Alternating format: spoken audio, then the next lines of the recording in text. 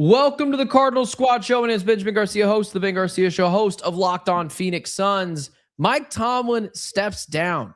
What does that mean for the Arizona Cardinals head coaching search? Good news, bad news? Could Mike Tomlin be on his way to the desert? We'll talk about it. I'm Jamil Douglas, former NFL offensive lineman. Should the Cardinals lean towards an offensive coach or a defensive-minded head coach? Alex Clancy, Locked On Cardinals. Dante Moore is going back to school. Good riddance. The Cardinals don't need to draft a quarterback in 2026. Let's get it. Rise up, Red Sea. It's the Cardinals Squad. Everything Arizona Cardinals every week. Covering all the big hits and game-changing plays from the Valley of the Sun. The way only the Locked On Podcast Network can. Gear up and squad up. The Cardinals Squad Show starts now. What is up? Welcome back to the Cardinals Squad Show, wherever you may be listening, however you may be listening. Thank you so much for making this show a part of your day.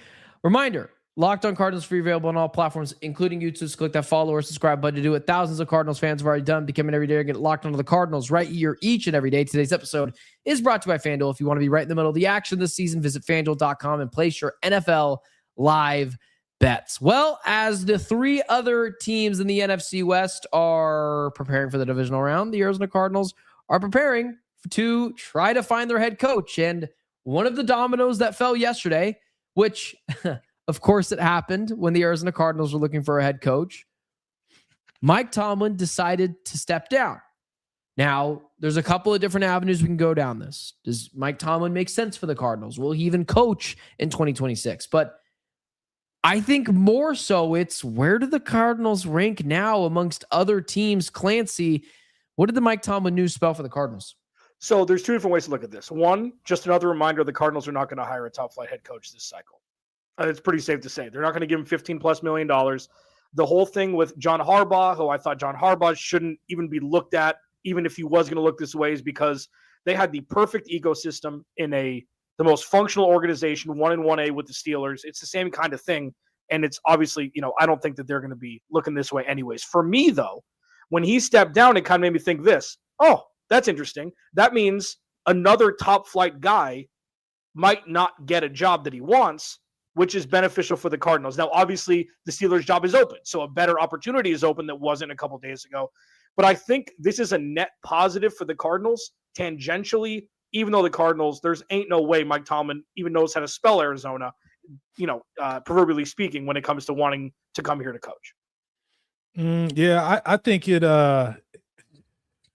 just moves the Cardinals down further down the list in terms of hiring coaches this cycle, and not from a standpoint of, I think they're kind of in the same position in turn. I would say the Cardinals have a better quarterback possibility than the Steelers do, given we don't know what Aaron Rodgers is going to do and whatnot. But the stability of the Pittsburgh Steelers and the Rooney family and how well respected they are around the league, I think is attracting, and the fan base and all of the things, that the tradition that comes with a team like the Pittsburgh Steelers is attractive to any coach, whether you're offensive minded, defensive minded, because the stability's there, that the resources are there, and what the history of it is. So I think it does move the Cardinals down.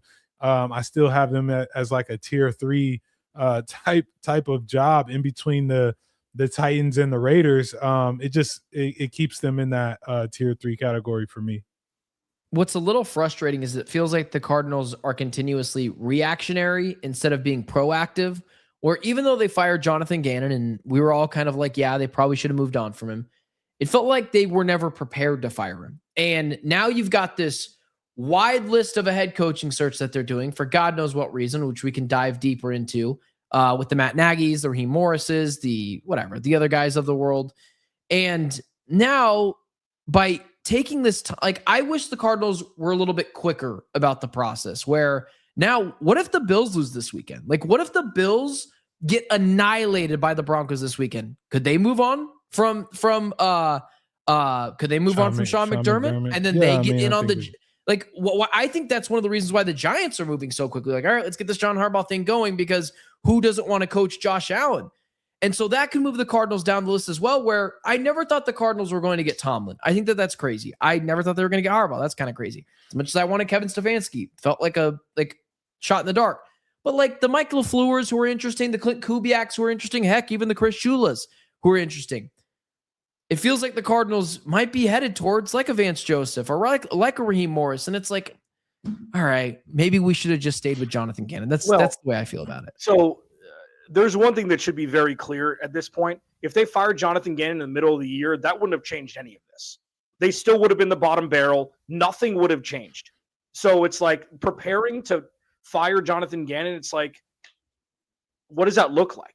Like, I feel like, the rude awakening here, even though everybody knows it, seeing it in real time where they're the last chosen at recess and they're the last pick at dodgeball and they're the last pick for the school play, whatever the hell it is, that you're going to see that in real time start going exponentially faster at the end of the divisional round when Seattle or San Francisco loses. Because you're going to see the hierarchy of Robert Saleh, of Clint Kubiak. And then if the Rams lose, you're going to see, both of their coordinators look elsewhere. This is going to be a rude awakening for the Arizona Cardinals, even though people know it. Seeing it and then landing a guy who's like 10th on your list, that's going to be the reality here, unfortunately. Now, what the Cardinals have going for them is a much improved roster since Cliff was fired and Jonathan Gannon took over. They've got draft picks. They've got money. It doesn't mean that Vance Joseph can't work out who's the odds-on favorite. It's just kind of boring. And we tried boring, and boring doesn't work. Yeah, I honestly, if you hire, and this is not a knock on Vance Joseph, but if you hire him as a head coach, I think that is a C- hire in terms of the possibility of guys you can get. Two things.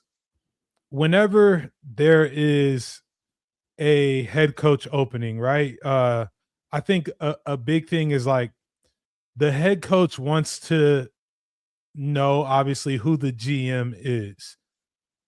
This situation is tricky with the Cardinals because Monti is getting, we could all say, another year based off of his body of work thus far. But also, like, a big thing with coaches is they want to have their guy in there because they want to go, if they're going to go out, they're going to go down swinging with everyone that they have kind of signed off on. And so I think we're going to see, as, spectators, how coaches view Monti Ossenfort in the league, because if a head coach really wants to make this thing work, then they're going to take that chance and trust that Monti is going to put the right players on the field, get the right players, and all of those things. Another thing is, I don't like how long the list is getting. Like the list of people. Why is that a bad thing? Because it just shows that you don't have anyone that really you have any idea what you're doing. There's no direction. They're just going with the wind. There shouldn't be 12. There shouldn't be 12, 13 guys on this list. There should be, you got your top 5, 6 guys. And those are the guys that you're going to talk to, because it says that you have a direction in which you want to go based off of who's available. All of those guys ain't going to get head coaching jobs. But if you have a direction which way you want to go, then have that list at 5. The 13, I don't know if it's at 12 or 13, but 13, this is like guys. I don't mean to cut you out of the picture, but I get we got to check boxes based on some rules in the NFL as well. But like, come on now. What are we doing with this list? I don't understand it. Yeah, I mean, there's a couple of things. One, first of all, that was from T.O. Mackey's Twitter, so we got to source that. Who put the list up? AZ Central. From AZ Central. So this is a supply and demand thing. The Cardinals aren't a top 2 thing where they can be like, you know what? We're only taking 5 interviews. No, they got to take whatever they can get. There's a couple different things, like when it comes to finding your identity, which is what Jamil has said more than anything about this team, predominantly on offense. For last season, you got to find what your identity is on offense. Monti Ossenfort and Michael Bidwell need to sit down, be like, Mike, don't talk.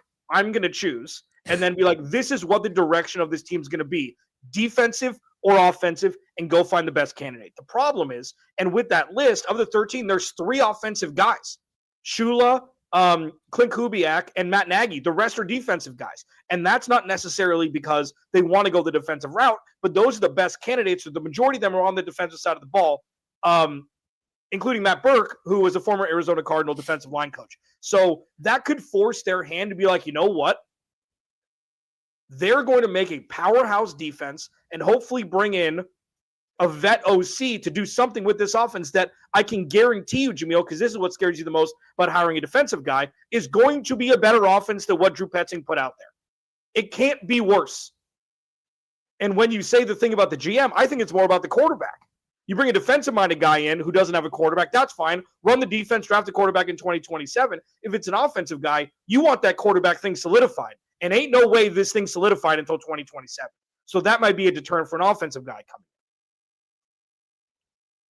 I know that it's the betting market favorite, and now we've had Benjamin Albright, Connor Orr of Sports Illustrated, John Gambadoro all of 98.7 take their best guesses, and they all say Vance Joseph is going to be the guy. Here's my concern.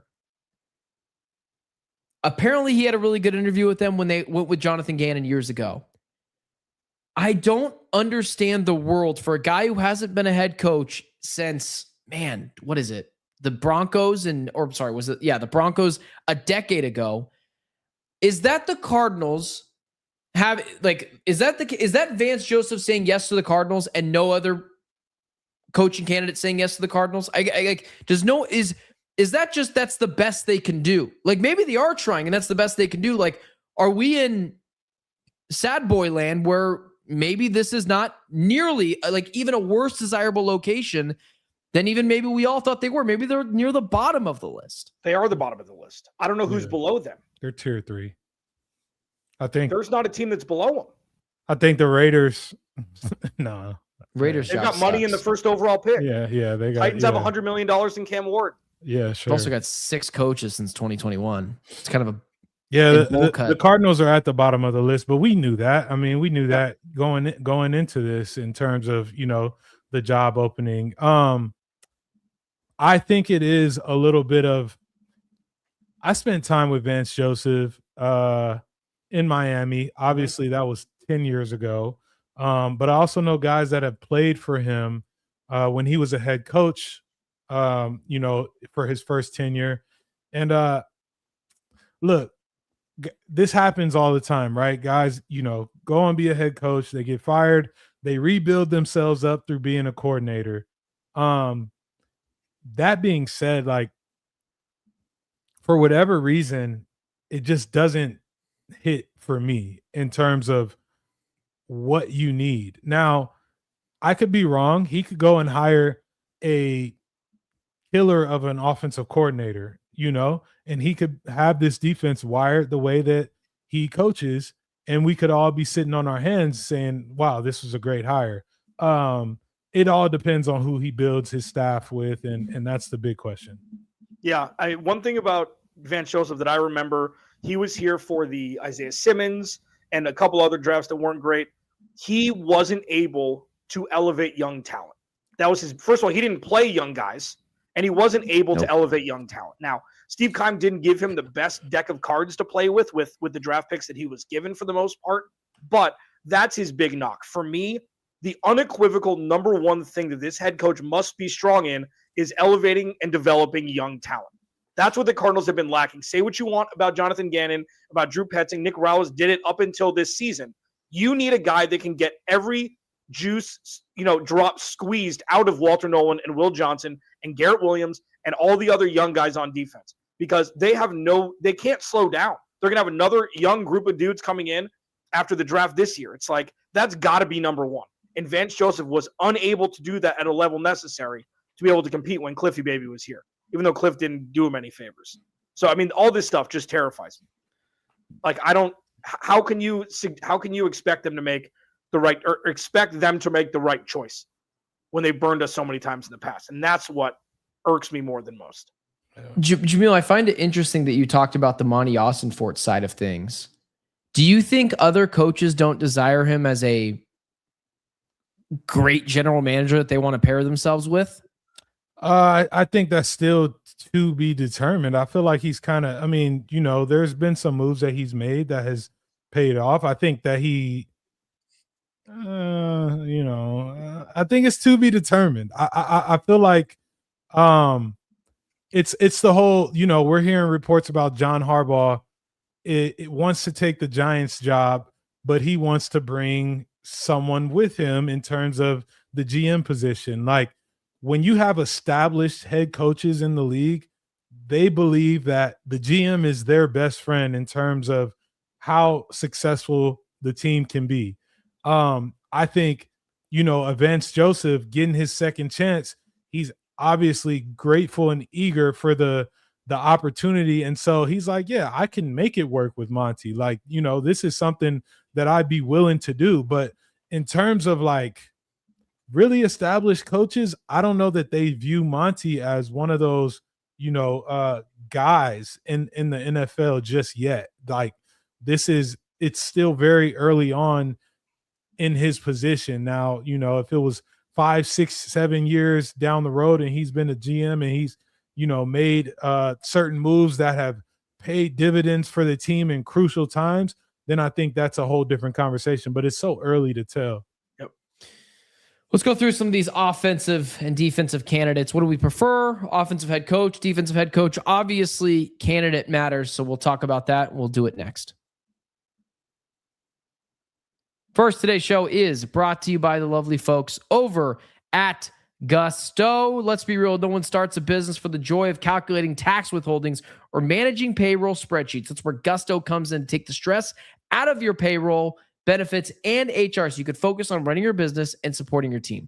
Gusto is the all-in-one remote-friendly payroll and HR platform that makes managing your team simple, transparent, and fast. Whether you're hiring, onboarding, or paying employees, Gusto helps you do it all from one place without the hassle or hidden fees. Unlimited payroll runs for one monthly price, which means no surprise charges at the end of the month. Gusto's automated tools like offer letters, onboarding materials, and direct deposit save me hours every week. And knowing you can reach certified HR experts anytime gives you a real peace of mind. Try Gusto today at gusto.com/LockedOnNFL and get 3 months free when you run your first payroll. That's right.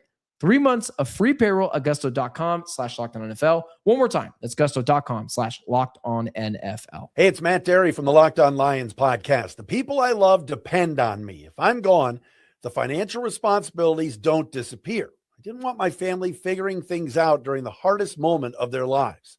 That's why I knew only one place to go. I chose life insurance through my friends at Ethos. Ethos makes getting life insurance fast and easy, 100% online. You can get a quote in seconds, apply in minutes, and get same-day coverage. There's no medical exam. You just answer a few simple health questions. You can get up to $3 million in coverage.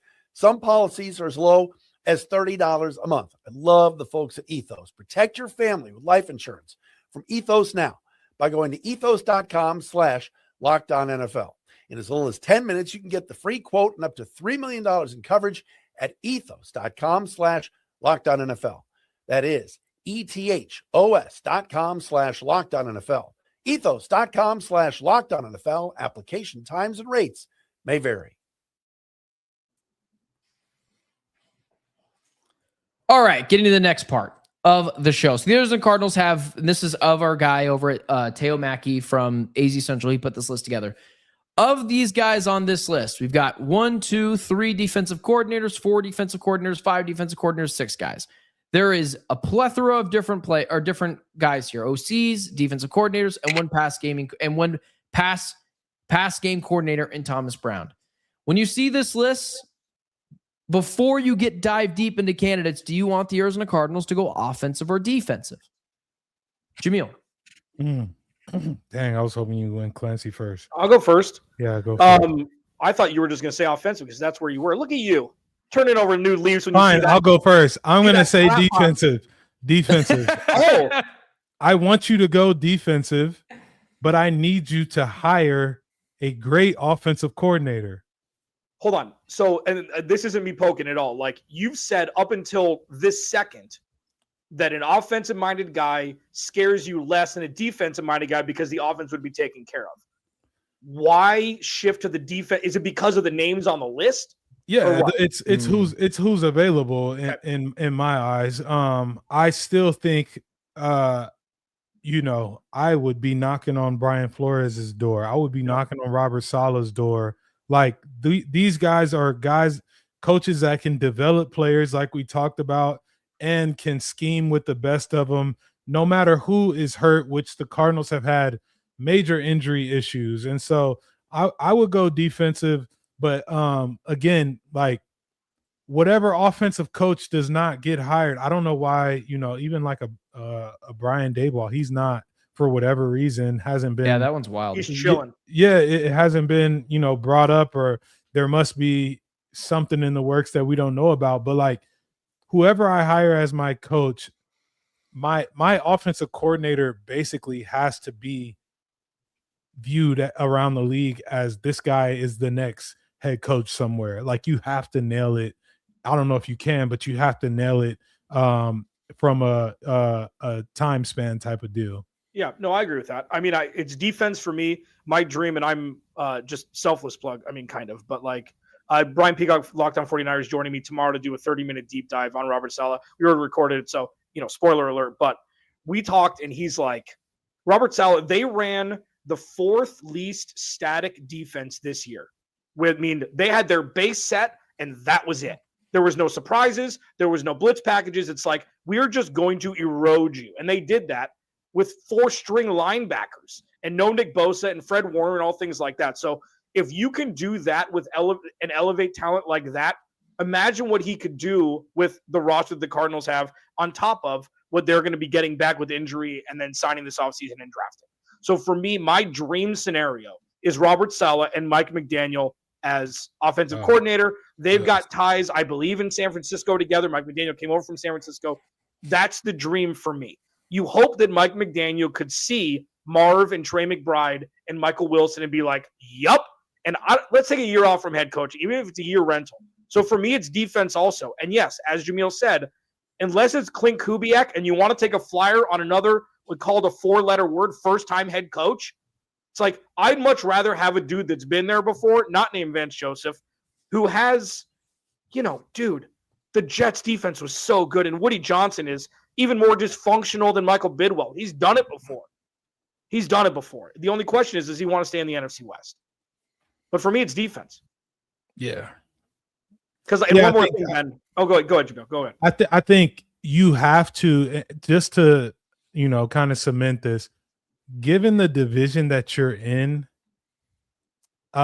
you almost have to. Like, I know Sean McVay's offense, right? And I know Shanahan is offense, but like your strength of your team right now is your defense, in the defensive line that you've invested in, the back end in terms of the DB room when healthy, you've invested in. Like, you have to maximize on what you've kind of put on the defensive side of the ball, and then allow someone that is really good in terms of scheme to come in and make your offense complementary to the strength of your team being a defense, given the division that you're in. That's right. And sorry, Ben, one last thing. No, go for it. The Cardinals have to zag where other people are zigging because they're so far behind the curve.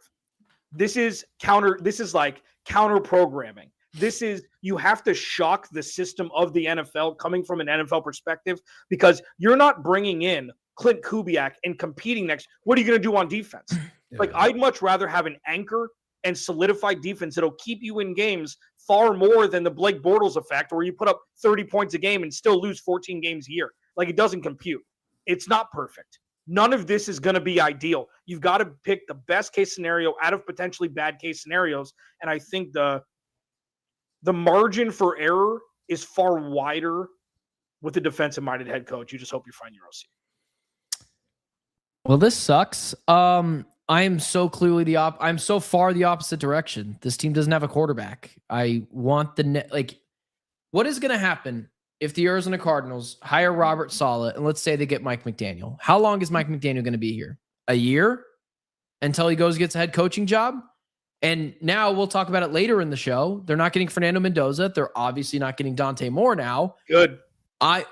Sure. Like, again, I think all of us agree that we're probably not going in that direction anyways, but you need a quarterback. And this team needs an offensive mind to pair with that quarterback for years to come. Like I look at guys like first off, like I know Robert Saleh's defense was really good in New York. They still didn't win very many games in New York. He still got fired in the middle of the season. Like, yes, when they threw him off board, did anything get better? In fact, no, it actually got worse. But I cannot go down the Robert Saleh. Like, I'm not against it. Like, if that happens, great. But you need to bring an offensive mind in here because you had one of the worst offenses last year. When you talk about Trey McBride, Marvin Harrison Jr., Michael Wilson, you invested the 4th overall pick, Marvin Harrison Jr. He looks like a bust in terms of not worthy of the 4th overall pick. And you need to get your next quarterback in here. Like, even if they get Mike McDaniel next year, what are you doing? Running it back with, let's say that they get Daniel Jones. Like, let's just say they get him. They're not going to, but let's say that happens. You run it back with Daniel Jones next year with Mike McDaniel, and it looks awesome. And then you lose Mike McDaniel. The Eagles, Jalen Hurts is going to be on his 5th OC or 4th OC in however many years he's been the starter. Baker Mayfield's going to be on his 5th OC. I just think the offensive side matters more to me, especially when I'm going up against offensive gurus like Sean McVay and Kyle Shanahan all the time. Plus, like, I look at Mike LaFleur, Liam Cohen was his OC, Kevin O'Connell was his OC. Another person there I'm missing who was really good as well. I can look that up in just a second. But why not pull off from that tree? So I would go the offensive side of the ball. I just you got to find out that quarterback position. It's the most important position on the team. Let's see if we're in lockstep here. It doesn't matter what happens in 2027. Jacoby Brissett's not going to be the quarterback, and they're not going to draft a quarterback in 2026. So it doesn't matter if there's an OC for 1 year. This is a bridge situation. You got to figure out what the hell this roster is. You got to figure out with clear direction what the strength is going to be. And if you bring in an OC, and it is 1 year, that's great. Who cares? Hopefully they win more than 3 games. And then you kiss them on the forehead and say, see you later. Like, this year is very much a figure out what the hell the future is going to look like. Jacoby Brissett isn't it, but they're not bringing what is bring a quarterback in? Daniel Jones tore his Achilles, popped his Achilles in week 12. He's done for pretty much the whole year next year. He doesn't matter. Like, there's nobody you're going to bring in that's going to be worth the money. So you're going to run it back with Jacoby Brissett. You'll draft, whoever the hell. You draft Ty Simpson, barf, in the 2nd round, and maybe you do it that way. I think you just roll with Jacoby in 2026 and see what happens. Yeah, I mean, the truth, the reason why the Cardinals' job isn't sought after is because of how far away they are in terms of the potential candidates to be the quarterback. Like, that is, everyone's looking at that whole situation. You can draft the offensive line, you can fix the offensive line, you can do all of that, but like, realistically, this team is a year away from being in a position where they can now, dare I say, fight for a playoff spot. Yeah. But I think that's the elephant in the room with this job opening is that, okay, I'm down to take this job, but I also have to understand we're going to be limited for at least another year, possibly 2, depending on how the prospects shake out in terms of quarterback or whether it's free agents, whoever you can get. But like, that's the elephant in the room, and that's why they're a tier 3 type of job that's available. But Ben, I will say what you're saying is the most rational. Your point is the most rational. We are in there's a bunch of different ingredients that will not allow the Cardinals to take the rational approach here. One of them is quarterback, sure, but like the division they're in, even though it's only 6 games, and what was supposed to happen with this draft class and the last couple, and with the injuries and stuff, it's like there's so many more questions and answers. You got to go stable, even if it's a 3-year deal. It's just like, I think that's fair. Stability there. The ceiling is significantly higher with an offensive guy. There's no question about that. You're right. But it's not about ceiling. It's about floor. And the floor could bottom out if they bring in the wrong offensive guy who's never been a head coach before. What if how realistic is it that they bring in Robert Saleh and they get the OC wrong there? Like, Michael LaFleur was the OC of the Jets until they booted him out there and brought in Nat Hackett, which is more of an Aaron Rodgers thing than anything. Yeah. But what if he doesn't bring in the right OC? Like, My thing is, you're going to have to get the quarterback right at some point. And who do I trust more to do that? An offensive guy or a defensive guy? I would go the offensive guy, but also I agree. I get what you guys are saying. Like, we need to go stable here, but at some point we got to fix that massive gaping hole, which is even more bigger now because we can't even trade out of the 3 spot because no one's going to want to come up to come get a quarterback. Yeah, no, there's a possibility that he gets it wrong. I just feel like, okay, if you hire an offensive-minded head coach and the offense, which they're gonna be serviceable, they were serviceable. So hopefully you nail it in terms of who's calling the plays. But I don't know, man. I feel like it's gonna be hard to hire an offensive-minded head coach without the stability at quarterback. So without the, like, I don't want to say they're not stable, but you guys get what I'm saying. What I will say is the Robert Saleh thing is really enticing if they ever do find the quarterback. I mean, look at the Texans, man. They might just win a freaking Super Bowl by just sacking teams 10 times. Well, if CJ Stroud can hold on to the ball, yeah, they got a great chance. Yeah, he wasn't great on Monday, but still they beat them 30-7. Yeah, and somehow Arthur Smith ended up on the list. Let's take it with a grain of salt, but he ended up on the list in which the Cardinals are going to interview. That's Clancy, do you want to say something, or do you want to move on to the I'm next ready thing? to talk about the next thing. Okay, he's ready. That's a really good point when we come to realistic coaching choices. So let's get to that. Let's also talk about, are these legitimate like head coaching options, or are they bringing Arthur Smith or Matt Nagy in because they view them as, let's see what they can be as OCs here in Arizona? Let's talk about those realistic choices, and let's do it next. Today's episode is brought to you by Quo. New year, new systems. This is the time when a lot of us look at the messier parts of how we run our business and think, there's got to be a better way to do all this. And there is. Streamlining your communications is one of the quickest upgrades you can make. That's why this episode is brought to you by Quo. Spell QUO, the smarter way to run your business communications. Because when your team is reachable, organized, and communicating in one place, you're not just working cleaner, you're creating more opportunities to connect with customers. Your whole team can call and text from one shared business number so nothing gets missed. Everyone sees the full conversation thread, which makes replies faster and more personal.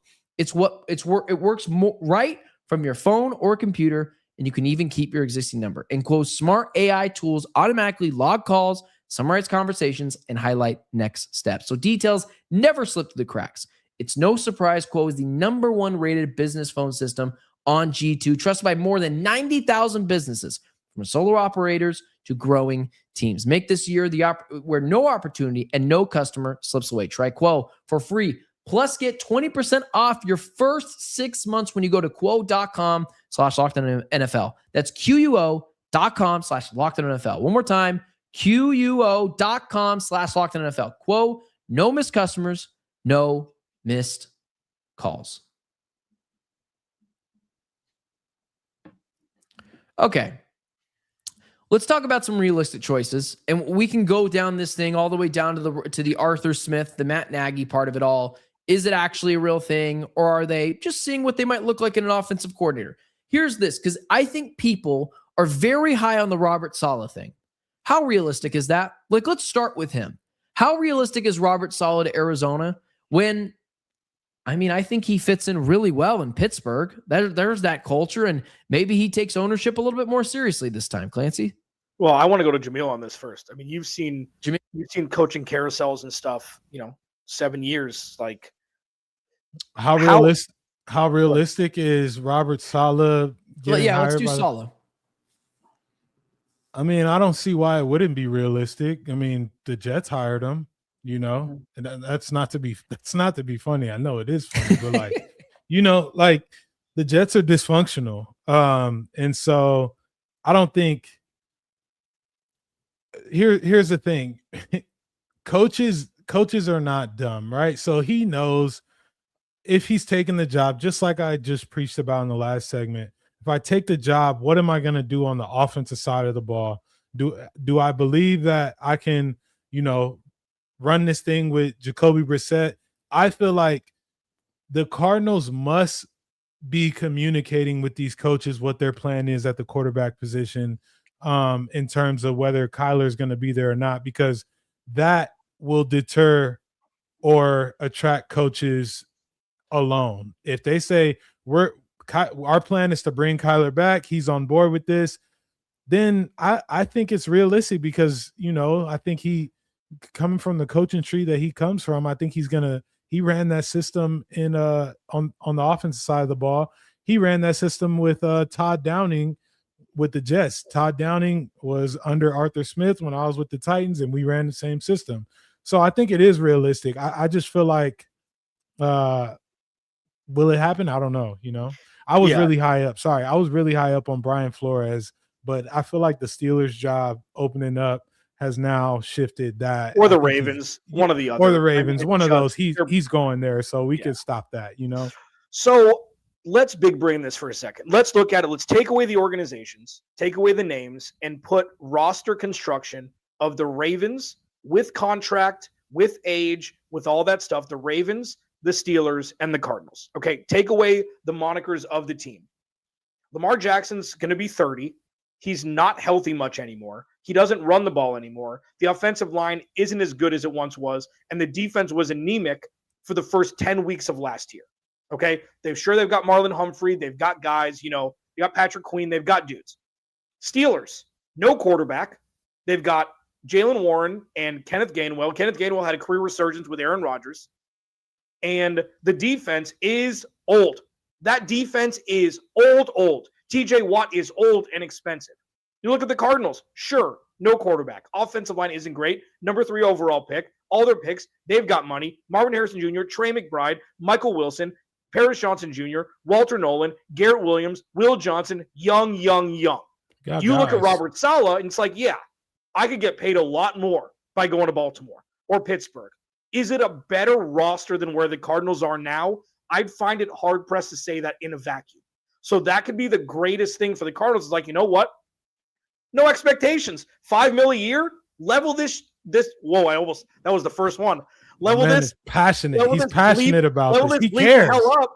But you understand what I'm saying? Like, the Ravens roster, take the jersey away, isn't fantastic. They're getting older, and then the Steelers the same. DK Metcalf, great. But the Cardinals have younger talent in very key positions. So I think that's the calling card for the Cardinals. They're just going to have to pay him. They're probably going to have to give him a 5-year deal to solidify, like they gave JG. The Cardinals usually do 4 with a player with a team option. They'll probably do that. They'll give him probably $6 million instead of $5 million. That's my play. But so I think he's realistic for sure. Yeah. If you pay him, and I don't care if he's in the NFC West. What better intel for 3 opponents you play or 2 opponents you play? Yeah. Twice a year, plus all the cracks in the Cardinals armor. It's like, yeah, this is how we stopped you. Yeah, I don't see why you wouldn't get you. There's so many. No, you're good. Ben, sorry, I'm gonna go again. There's so many good candidates in the NFC West in terms of available coaches or coaches that can be, a candidate for this job. So I don't see why you wouldn't dip into that pot when it comes to hiring your next head coach, because the reality of it is you got to compete within that division before you can even think about, the rest of the league. Like, if you can win those games, you got a good chance. The reasoning why I'm not going to add any more to the Robert Saleh thing. I do think it's realistic. I think Clancy brings up a really good point. Originally, I thought the Steelers and the Ravens still probably substantially a better job than the Cardinals, but it feels like the only thing the Steelers have over the Cardinals is that their ownership is just better, and that they just went eons.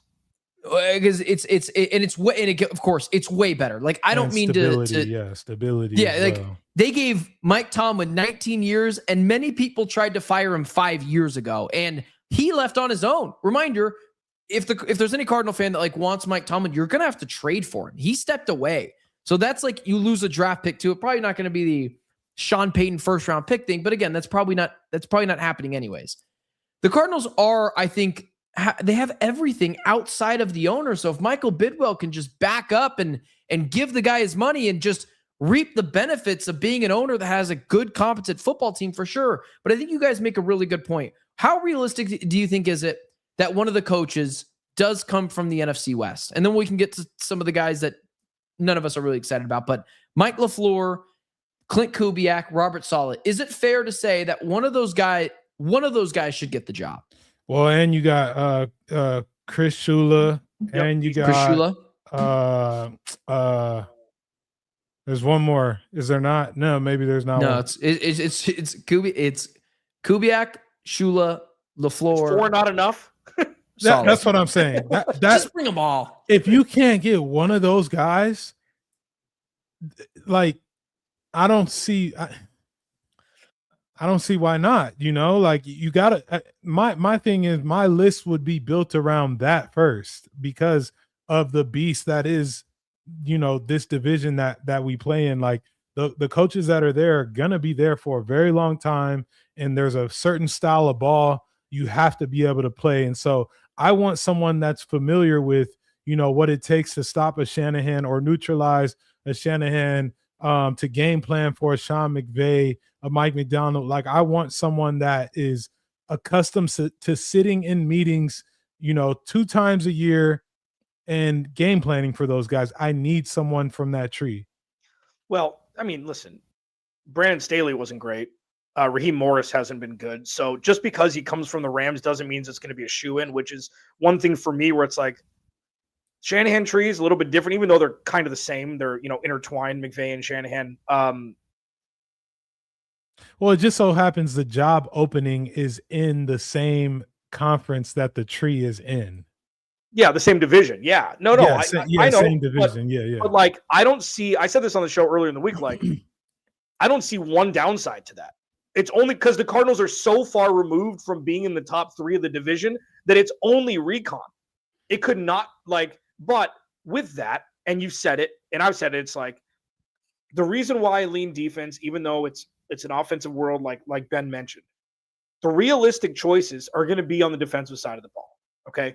And if you can get a guy to level up an offense and have an OC just run a competent offensive scheme, the Cardinals can catch up a lot quicker. There's a lot more safety net there. I don't care where they come from. Truly, I don't. And I think the reason why they've been a little bit slowed, I know they've completed some interviews, is like the big name dudes, the feeding frenzy is going to be after this weekend, especially if the Rams lose and another team loses. That's where the floodgates are going to open and the rude awakening's going to come. Realistic choices, there's probably half those. Could you pull that list up again? There's probably half those names on that list. They're realistic choices. They're just guys that haven't coached a long time or have never coached before. Anthony Weaver, Vance Joseph, Matt Nagy, Jeff Hafley from the Packers DC, Mike LaFleur, Chris Shula, Matt Burke, the former Arizona Cardinals DC, Arthur Smith. Those guys are all realistic choices who would take the job. It just is depending on if it would move the Cardinals further back than where they are now. So we talk about this list right here. I think we're all in agreement. Robert Saleh is probably the lead dog for most people.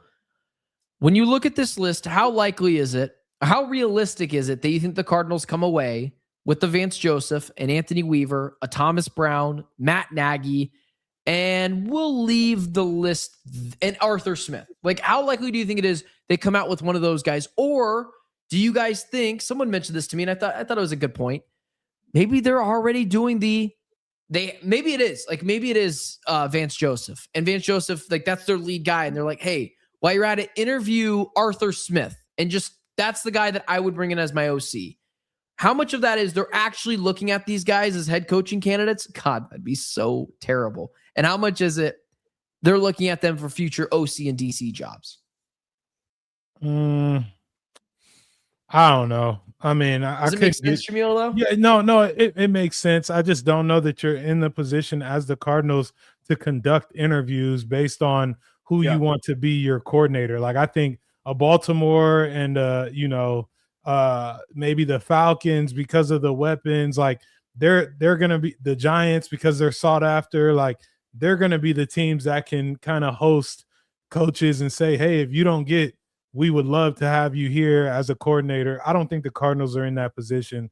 So I don't think it's that. It's not. I don't think it's that at all. I feel like there's a very real possibility that they end up with an Arthur Smith, a Vance Joseph, someone like that, just off of, and who knows if there's going to be more job openings. Everyone's hearing that, a Sean McDermott, the relationship could be, if they don't get it done with all of the AFC quarterbacks that aren't here in the playoffs, like they could be moving on for him. So there could be more jobs opening, but if we're just looking at it in terms of the jobs that are open, like I said, there's tiers, man. And when jobs open up that have great tradition, guys typically flock to those first. And then, the Cardinals being where they're at, unless you have a great pitch, like you're kind of going to be stuck with a certain group of guys that will really commit to you. Good luck selling Arthur Smith's offense as a change from Drew Petzing's. Feature the run game, maybe be able to deal with one wide receiver. Trey McBride would shatter his record from this year, even though Pat Freiermuth and Jonnu Smith were afterthoughts this year. Arthur Smith is not the answer. I'm not going to even ask Jamil. I'm not going to ask. He's not. Because Derrick Henry ain't walking through that door. Like, there's no way that Arthur Smith is the answer, okay? So I think these are mining P's and Q's, and it's just, got to figure out what you can get, what you don't want, which is a big part of the interview process, and, hopefully trim the fat enough to land on a guy that wants to coach here. Now, let me ask you guys really quick before we go into the college part. Right now, January 14th, first time head coach or quote unquote retread, for lack of a better phrase, somebody who's been a head coach before. What do you think they land on? And who will come here?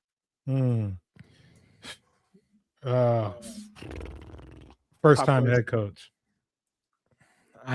I want to say that they're going to get the right guy, but I think they're going to retread and try to shove like a Vance Joseph or Raheem Morris down our throats. I think so too, but I'm just wishful thinking. Yeah. I mean, I feel like first time head, like this is just like Jordan Tyson's going to go and he's going to be all pro. The Cardinals are going to miss out on the first time head coach and sign a retread. It's just going to be, I mean, it doesn't mean like, this isn't all doom and gloom, man. Like we don't know. Well, we don't know yet. We're going by the signs. It's like, hey, you're going to get food poisoning if you come to this restaurant. Are you going to come eat there? Like that's trying to have interviews for the Cardinals. It's like, I promise it won't happen this time. Yeah. I promise it won't happen this time. We'll move on really quickly. I just want to say, Jamil, without saying any words, because I don't want to get you in trouble, describe Arthur Smith's offense. Sure. Yeah, no words. No, listen. You do run block a lot, right? Listen. Arthur Smith's offense was great for what we had in Tennessee.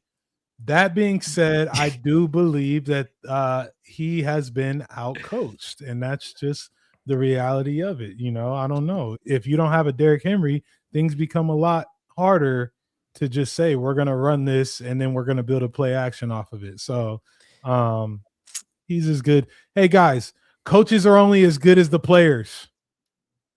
Well, that'll say it. With that being said, yards per game with and without Arthur Smith, and we're going to move on. Bijan Robinson. This is of Teo Mackey of AZ Central. Bijan Robinson, 86 yards per game without Arthur Smith, 123. Drake London, 53 yards a game, 75 yards a game without Arthur Smith.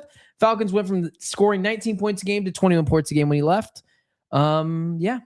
So the numbers don't lie either. With that being said, Dante Moore is staying at school.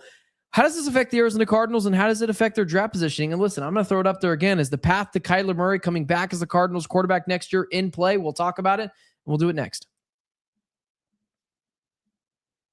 Today's episode is brought to you by Home Chef. As the new year gets going, a lot of people are trying to simplify their routines, and dinner is a big one. Between busy work days, cold winter nights, and packed schedules, having an easy, reliable dinner plan makes a huge difference. That's where Home Chef comes in. Home Chef takes the stress out of cooking by delivering fresh, pre-portioned ingredients right to your door with easy-to-follow recipes that actually taste great. They're rated #1 by users of other meal kits for quality, convenience, value, taste, and recipe ease.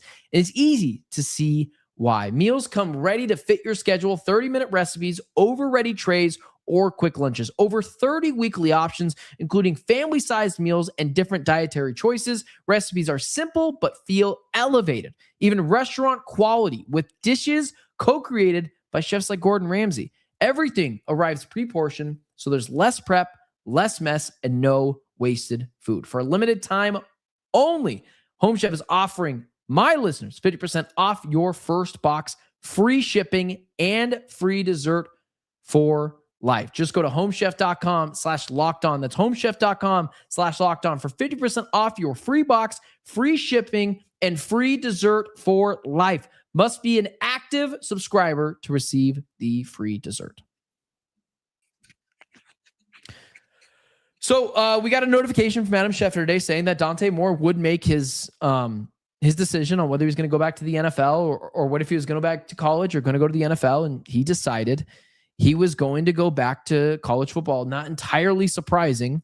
And I can't spell this as great news for the Cardinals because we thought the Cardinals were going to potentially get the best player in the draft. But now with Dante Moore out of the picture, it'd be hilarious to see the Jets talk themselves into Ty Simpson. The Cardinals might not be doing that. What does this mean big picture for Dante Moore staying in school, even if we all were like, yeah, not super interested in that, Clancy? How many turnovers did he have in the playoff game? I'm good.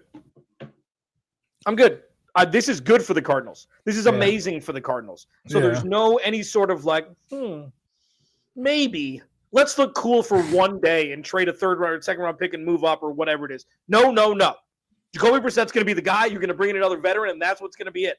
The Kyler Murray thing is fascinating on ice, not right now.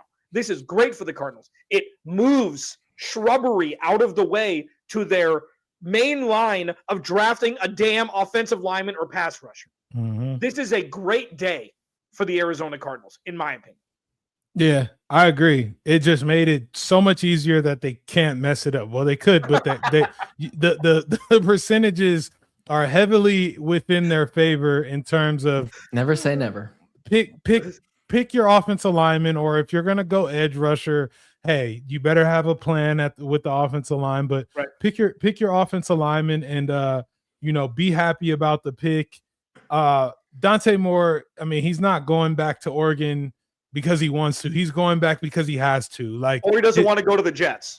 That's the other option. That too. But he did not help himself in terms of what we saw versus Indiana. And trust me, in the biggest games for a quarterback, those are the games that a lot of these teams turn on to see, is this our guy? So I don't really feel like, I hope that the Cardinals don't feel like it affected them, because if they do feel like it affected them, then we are in a world of trouble for next season. I think you're better off drafting your offensive line, give Jacoby some better protection, and just go about it that route. So I don't think this is a really big deal. His case isn't strong enough to be, I mean, he is Justin Fields for as far as trajectory in terms of, like, I wouldn't say that he is the best the second best. The draft is not a strong quarterback draft. And so, sometimes guys get taken above just because they can throw the ball, it seems like they can. Yeah, it seems like they can throw the ball. They in college they put a lot of good stuff on tape, but like, this isn't a quarterback heavy draft where you have the pick of the litter. Like, this isn't that. I would much rather see Jacoby back there as opposed to putting this guy back there and running it back with him. What about, so the odds are heavily in their favor. What if the Cardinals were dead set on taking a quarterback and now they're dead set on taking Ty Simpson? I think that's aliens. There's no, that's not what's happening. I know it seems like aliens right now, but Ty Simpson isn't a good quarterback. Zach Wilson was, it's like the people second forget, dude. Ty Simpson is not good. Watch the tape. He is not good. Like, just who did you say wasn't? Sorry, you cut out. Ty Simpson couldn't agree more. He's not it. No. Like, people are saying, I see in the comments, Carson Beck, third round. Great. I don't know why they're saying he's going to go in the second round. The dude has been in college football for 7 years. He's playing against guys who are going to first period French on Monday. It's like, it's not fair. It completely deflates everything. It's like Michael Penix and Bo Nix, all these guys who thrive during their 9th year in college football. It's like, no bleep you're going to. You're playing against children. compared to what your age is. Like 23 in college is like, it may as well be 30. For me, eat your vegetables like they've been doing. Draft an offensive lineman or a pass rusher. And if you want to draft a quarterback in the third round, or if you want to take somebody in the second round towards the top, whatever it is, this is a good day. I feel bad for Dan Lanning. This is a good day. Do you think that this hurts their odds to trade back? I think it could potentially strengthen it because now it's like, okay, no quarterback, so let's move up and get a pass rusher. Like if they think that they can get Spencer Fano at 5 or 6 or 7, and they want him back 7 spots and pick up an extra third or second or whatever it is, I don't have a problem with that. They need a pass rusher and they need an offensive lineman in inverse order, and it depends on what they do in free agency. Because if they want to land a pass rusher and just go offensive line first and second round, I said that last year. I say it this year. I say it every year. And it depends on who you hire as a head coach. Yeah, that's right. We don't see. I wouldn't say that Robert Saleh has pass rushers out the wazoo right now. Like he's generating some sort of defensive production. So because he's not getting any sacks. They're not getting any sacks, but they are doing well defensively. Yeah, they're playing well defensively. They're not affecting the quarterback, but they're doing something, or else they wouldn't be getting this far. So that's right. Obviously, pass rushers are a luxury. You have enough in terms of the defensive line with the Cardinals right now. Like you have enough. You can get by with this. A Walter Nolan being healthy, Sweat. Like you've got enough. So you don't have to go pass rusher. You could, but the smart decision would be take the guys. Would you say if Robert Saleh, if it was like, hey, listen, you pick the 3rd overall guy, he's going to go pass rusher. But if that's the thing, you let him do it. Be like, yep, yeah, figure out the offensive line. Just you know what, number 3 is your pick, which it would most likely be anyways if you're going to be a head coach for the first time in a new organization. He's going to have a heavy input on it. So yeah, he would definitely go pass rush or defense for sure. So but I'm fine with it. If that's what you want, then hey, that's where my GM has to be able to put that cap on and say, I'll fix the offensive line through free agency. I'll make something work. So we don't need to go to the Kyler conversation if he's going to be back here next year. Story for a different day. But the new hot and shiny toy that's available on the market, Kyler Murray is the best quarterback to be had. Does this boost up Kyler Murray's trade value now? Like for what they thought maybe the Jets would have given up a 3rd round pick for him. Did that just get bumped up to a 2nd round pick today? I still think you can get a 1st rounder for Kyler. Sure, I agree that. I agree with that too. But I think most people would agree that sounds a little rich. But at the bare minimum, Kyler Murray's value went up today. Did it not? Yeah.